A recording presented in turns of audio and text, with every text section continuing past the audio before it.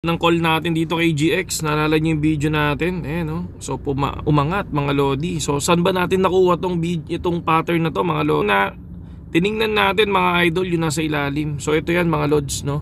So yan, ito yung isang pattern na ganyan. Ganyan na ganyan, ayan. So tapos biglang umangat mga lods, no? Umangat ng 47 to 53. Tapos biglang bumuo na naman. Possible to, pwedeng iangat nito mga lodi, 63k. Possible yan, ha, possible. Pero lagi niyong tatandaan, kung masena kayo, profit na.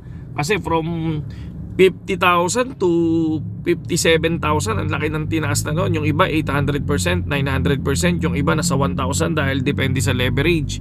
So ingat lang kayo kasi sa panahon ngayon, ayan, kung titingnan nyo, kung pumasok kayo ng 57, no? O biglang nag-drop yan mga lodi, di ba? Biglang nag-drop. So ako sa inyo, hintayin nyo muna yan bago kayo tumalpak ulit. Possible kasi pwede pang bumaba, di ba? Possible kasi nga kumukuha pa siya, di ba? So yun mga lodi. So ito yung ating fruit na tinira natin yan mga lodi. Okay, ito yun. Ito yung ating video na yun. Yan, kita nyo, road to 63,000. Panoorin nyo yan mga lodi, ha. Panoorin nyo yan para at least makita nyo, no? Ito, Bitcoin going to 63,000. Same pattern ng 43,000. Okay, panoorin nyo yan. And then etong sa TikTok naman natin. So ito, usahin lahat. So nakikita nyo ba tong pattern na to? Nung na-break tong pattern na to, lumipad, diba? So ngayon, nangyayari ngayon siya ulit dito. So possible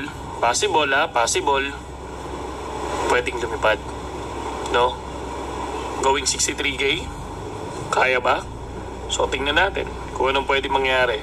Pero pag na-break to, possible pumunta dito sa line na to and then mag-retest, no?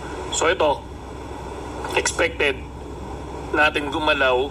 Ako para sa akin, mamaya, I think 10 o'clock, 12 o'clock. Kasi 10 o'clock, nagsisimula yung start ng galaw ng market natin hanggang 4 o'clock ng umaga.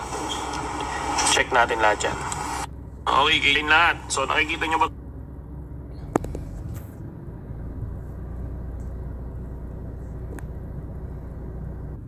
So ayan siya mga lodi, no? Yan.